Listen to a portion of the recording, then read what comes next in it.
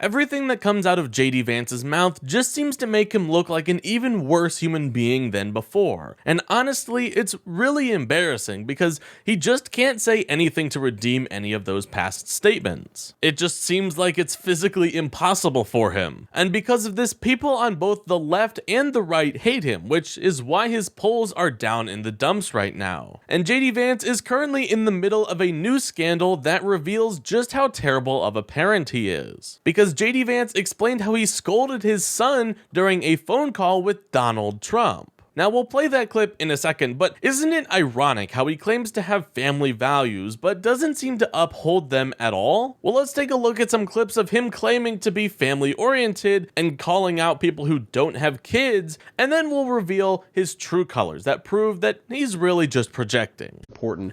I also think, just to be a little stark about this, I think we have to go to war against the anti-child ideology that exists in our country. I know the media wants to attack me and wants me to back down on this, Megan, but the simple point that I made is that having children, becoming a father, becoming a mother, I really do think it changes your perspective in a pretty profound way. This is something, of course, we've recognized for hundreds of years in this country, that human civilization has always recognized.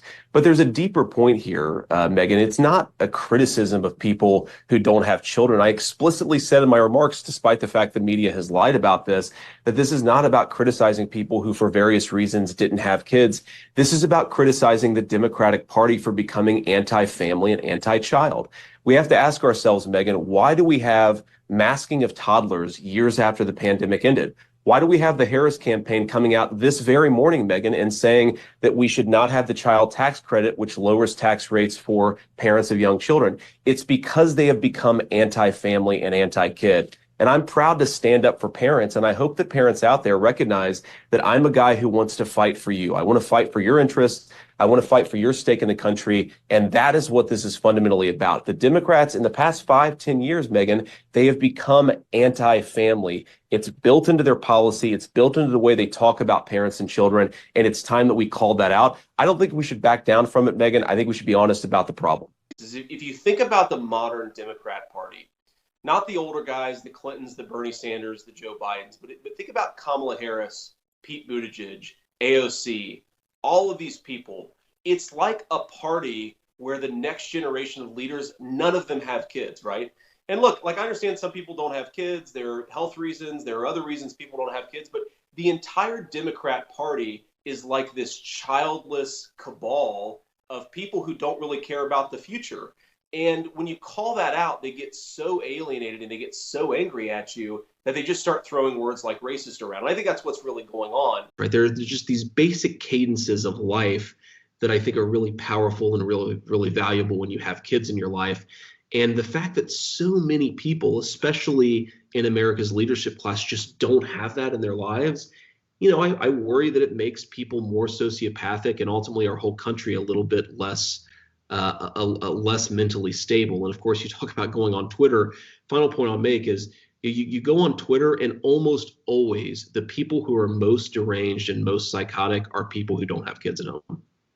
So yeah, from an outside perspective, it seems like he's just a really hard-working, honest man who really wants the best for families and parents. But that is just not the case, because JD Vance appears to actually be quite the terrible parent. So let's watch that clip of him explaining how he scolded his son during a phone call with Donald Trump.